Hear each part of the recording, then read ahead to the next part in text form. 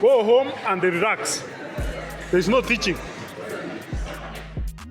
Welcome to Politicos 254, where we break down law, power, and politics. So today we are diving into the university lecturers' strike. You see, this hasn't happened randomly. It's a cycle of broken promises that's been going on for years, and it's hurting students, families, and the whole country. We'll begin with the backstory, then we'll look at what is happening currently. We will also talk about ways to fix it in the short term and in the long run, and wrap up with some final thoughts. So let's get into it, and if this hits home, hit that like button. For decades, university lecturers in Kenya have been fighting for fair pay and better working conditions. It all started way back after independence when our unis were growing fast, but the money to run them was not keeping up. Guys, the salaries which were fixed by the British colonial government were discriminatory in nature and had been carried on into independent Kenya.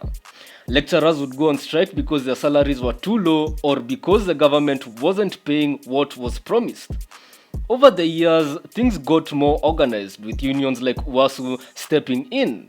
In the early days, strikes happened because of big economic changes that cut funding. Then, in more recent times, think a couple of decades ago, we saw longer walkouts where lecturers demanded proper agreements on pay raises and benefits.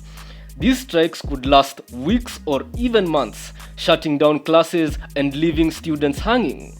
Fast forward to the last 10 to 15 years and it's a repeat cycle. Every few years, lecturers hit the streets because old deals aren't honored and new ones get stuck in talks.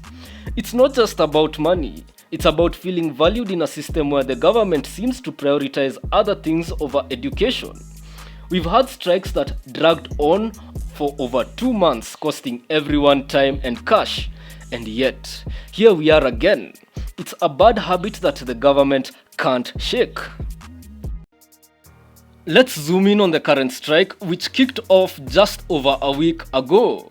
Lecturers from UASU and KUSU, that's the unions for academic and other university staff, have downed tools across more than 30 public universities.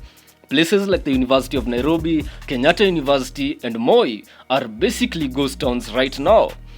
First-year students are the hardest hit. They've shown up excited for classes, only to find everything on hold and parents are being told to take their kids back home. So, what sparked this? You see, it's not that lecturers aren't getting any pay at all. The real fire is over unpaid money from old agreements. Back in the mid-2010s, they signed deals for pay raises and extras like allowances and pensions, but the government only paid parts of it. Now, there's billions owed, over 11 billion shillings in total, and the unions have had enough. The government tried to calm things by releasing some cash recently, but the unions called it too little, too late. There's also talk about starting a new deal for the next few years, but nothing is moving. The CS Education has threatened punishments if they don't go back, and the Employment and Labor Relations Courts have also tried to stop the strike, but the lecturers are pushing on with marches and petitions. It's tense. Students are frustrated, research is stalled, and everyone is wondering how long this will last. Welcome to Politicos 254. Here we discuss law, power, and politics. Like, share, subscribe, comment, and support us on the M-Pesa till below. Let's get on to business. What can we do to fix lecturers' strikes? You see, nobody wants this to keep happening every year. So let's talk simple fixes, some short-term and others for the long haul. I'll pull ideas from other African countries where they've dealt with similar headaches and made things better. So first, the short-term fixes. The government should just wire the money owed, starting with a big chunk of the billions owed to lecturers to show that they are serious.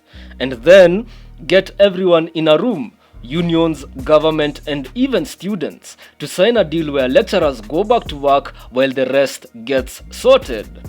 Ghana did something like this recently. They set up a temporary fund to pay parts during talks, and it got teachers back in class without more fights. Zimbabwe also stepped in with quick approvals to settle old debts, ending their walkout. For the long-term fixes over the next year or 5, we need real changes to stop this from happening again.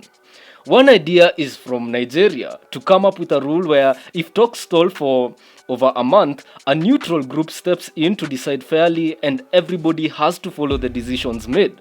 They used this to end a super long strike and cut down on repeats by tying pay to clear budgets that can't be ignored.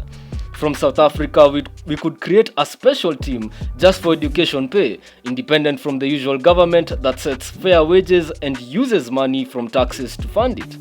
They added steps like voting before strikes, which made things less chaotic and dropped walkouts by a big percentage. Also, there can be yearly meetings with unions, government, and students to track promises and to fix issues early. An addition of online tools to show what's been paid and what is pending can also increase accountability. These measures have worked elsewhere by building trust and putting education money where it belongs. Here's the bottom line. These strikes aren't just lecturer problems, they are everybody's issue. They steal time from students, slow down our country's growth, and show how power imbalances and ignored laws hurt us all. We've seen this movie before. From the early struggles to today's standoff, it's time for a new ending. But there's hope if we push for fixes such as quick payments to get back on track and smart changes like fair decision makers and better funding inspired by our African neighbors. It all comes down to treating education like the powerhouse it is, not something to shortchange. What do you think? Have you been affected by the ongoing university strike? Drop your thoughts in the comments, share if this resonates, and let's keep the conversation going. Thank you for watching and see you next time.